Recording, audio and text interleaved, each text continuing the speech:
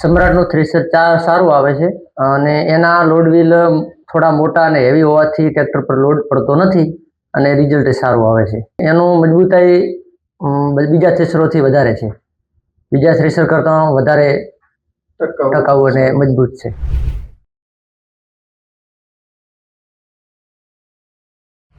નમસ્કાર ખેડૂત મિત્રો, આજે આપણી સાથે છે ભલાભાઈ અને દિલીપભાઈ.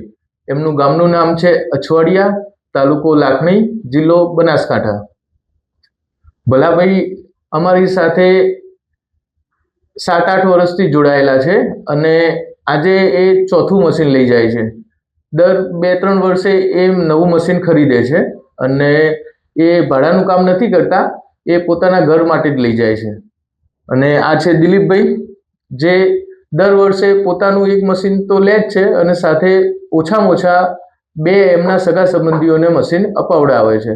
તો અત્યાર સુધી 14 થી 15 મશીન એમને અહીંયાથી સમ્રાટના અપાવડાવે છે. અને આ લોકો દાડમની ખેતી કરે છે અને એકદમ સફળ ખેતી કરે છે. જે કોઈ ખેડૂત મિત્રોને દાડમની માહિતી જોઈતી હોય તો મને કહેજો, હું આમના નંબર તમને આપીશ અને દાડમની ખેતી વિશે તમે જાણકારી લઈ શકો છો. ઓકે, તો મળીએ એક નવા વિડીયો સાથે.